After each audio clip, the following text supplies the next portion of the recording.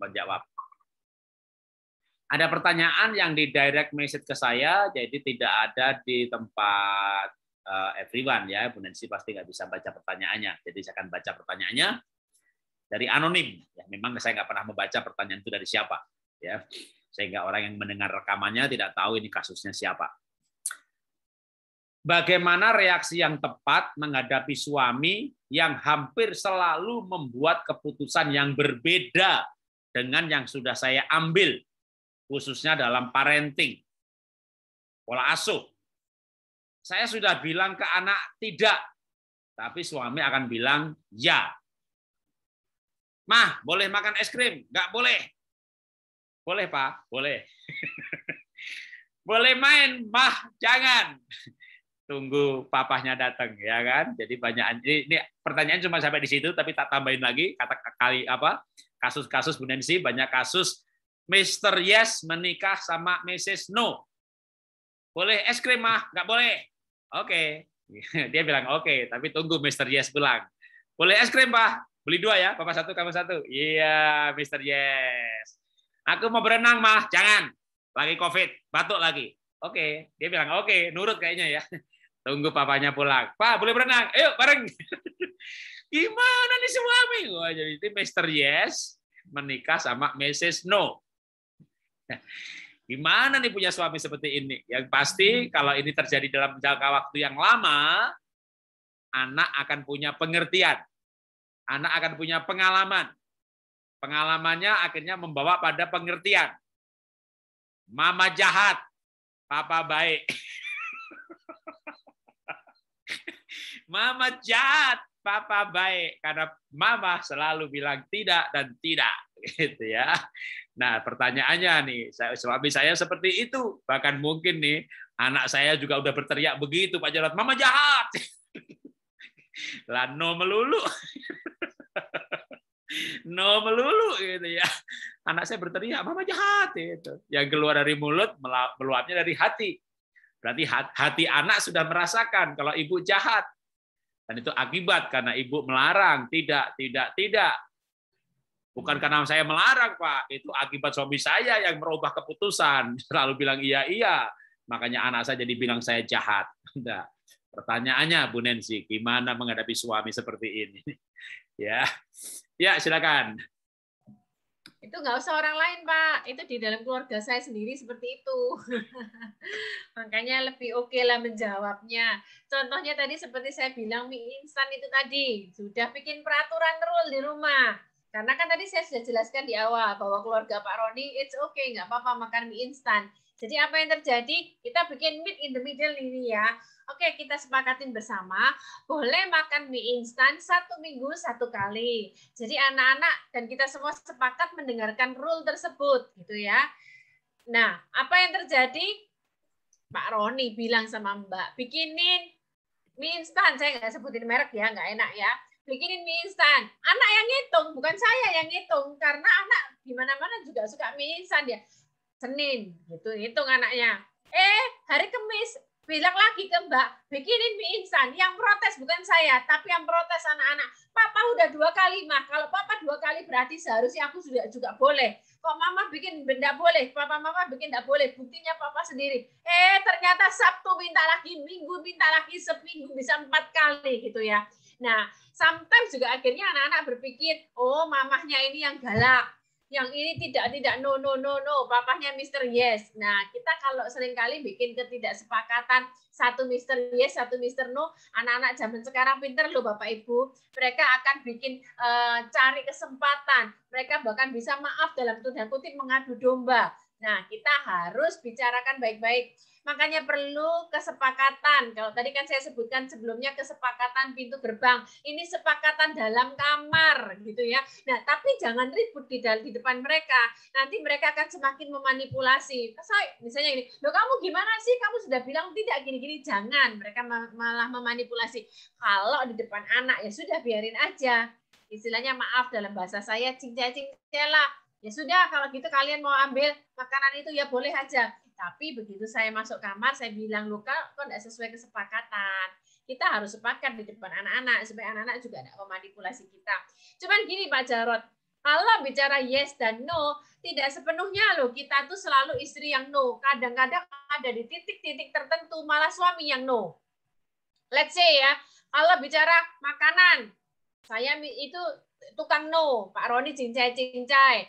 Soal keuangan, saya yang no, Pak Roni yes yes. Tapi kalau misalnya sometimes soal pergi, anak cewek pergi sama laki-laki, nah dia yang tukang no-nya, Pak.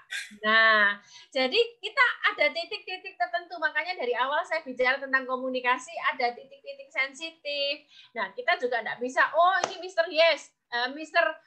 Yes, istrinya Mrs. No, tidak. Ada titik-titik tertentu. Nah, oke, kita harus bicarakan di luar anak-anak dan meet in the middle gitu ya. Terus juga kita yang no juga jangan selalu no, kita kendorkan juga. Kita gini loh, kalau kita no terus ke anak, kita juga harus melihat satu titik dia akan curi-curi buat kita. Curi-curi di belakang kita. Tapi yuk kita sepakat suami istri bersama, supaya kita melonggarkan anak kita dan kita melihat, oh ini batasan. Tadi seperti Pak Jarod bilang kan, anaknya pulang sampai malam, gitu ya. Nah, tapi kita melihat, oh ini batasannya, kita lihat recordnya lah, ini anak bukan anak nakal, ini anak memang bukan anak yang suka melawan. It's okay lah, kasihlah kelonggaran lah buat anak kita. Kita juga nggak bisa selalu no-no aja ya gitu ya. Nah, seringkali sometimes itu karena papahnya kerja. Pak Jarod, kita punya kenalan nih, di mana papahnya itu kerjanya di luar negeri, lama sekali pulangnya. Dia menutupi rasa bersalahnya dengan cara apa? Semua yang diminta anaknya selalu yes.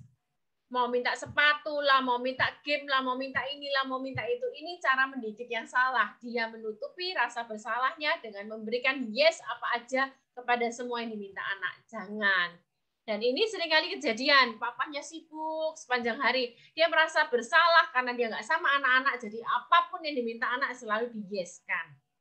Ayo, jadi jawaban saya adalah sepakat bersama-sama di dalam kamar, supaya jangan sampai dimanipulasi anak, mana yang benar-benar yes dan no, dan akhirnya kita benar-benar melakukan yang yes ya yes, yang no ya no. Gitu ya, Pak Jarod, itu yang bisa saya sampaikan.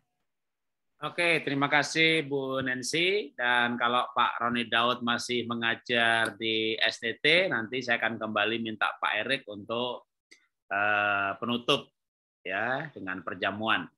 Nah, saya akan menambahkan gimana caranya supaya suami istri ini nggak berbeda-beda, Mr. Yes sama Mr. No. Ibunya sudah bilang yes, bapaknya bilang no, ibunya no, bapaknya yes. Artinya tidak ada kesehatian antara suami istri, lalu akhirnya anak memberikan label kepada orang tuanya. Nah, caranya adalah untuk ngambil waktu khusus suami istri, tadi yang Ibu Nancy katakan sebenarnya sih, membuat kesepakatan.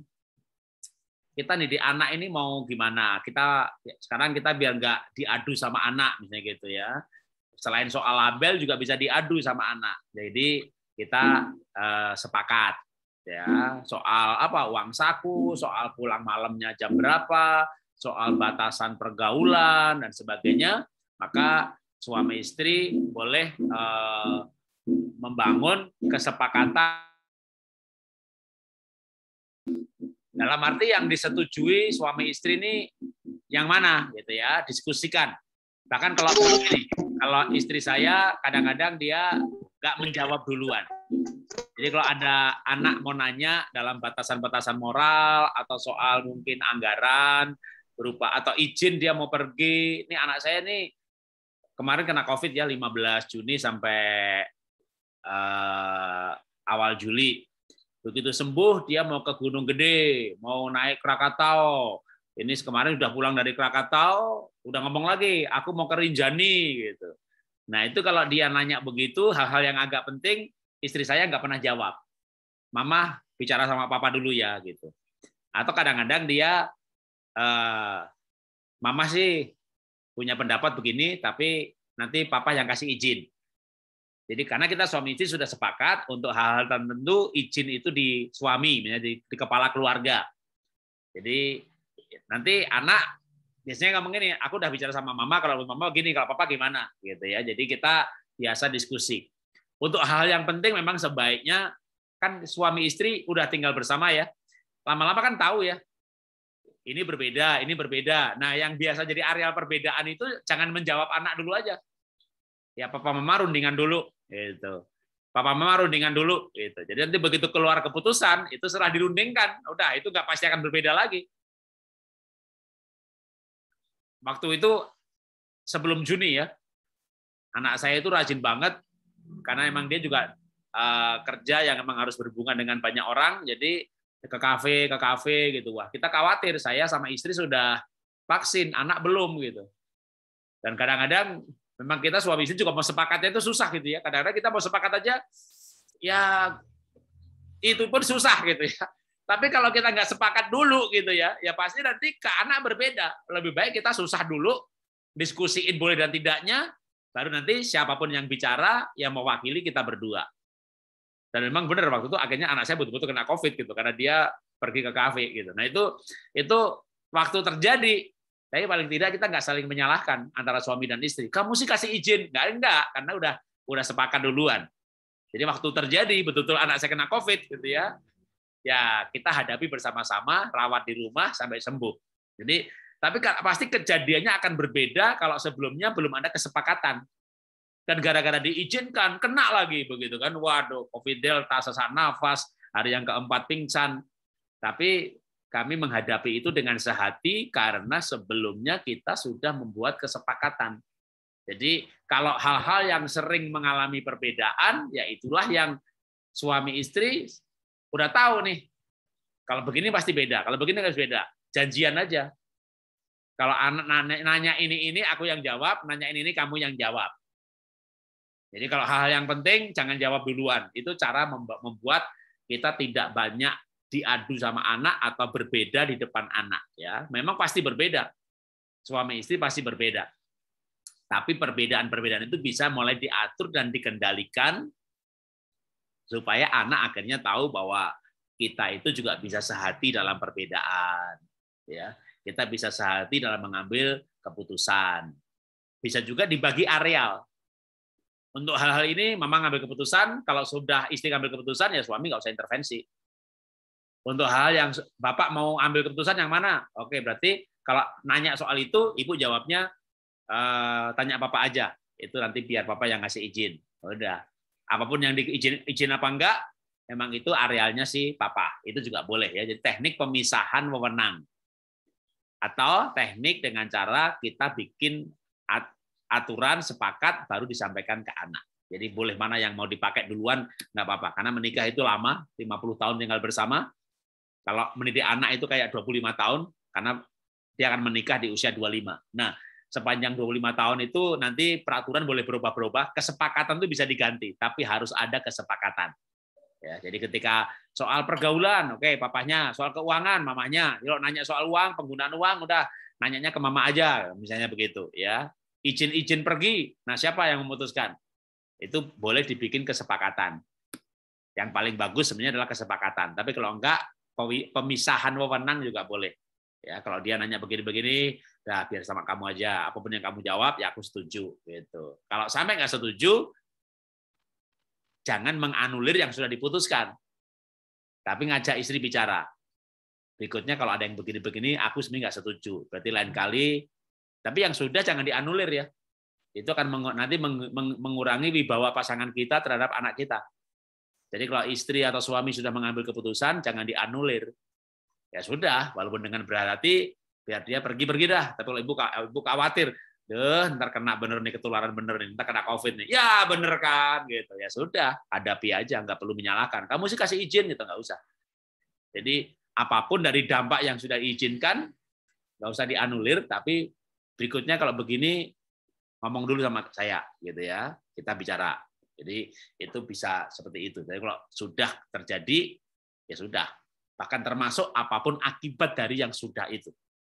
Ya, apapun tetap yang sudah ya sudah. Jauh lebih baik tidak menganulir keputusan pasangan yang sudah dilakukan kepada si anak ya.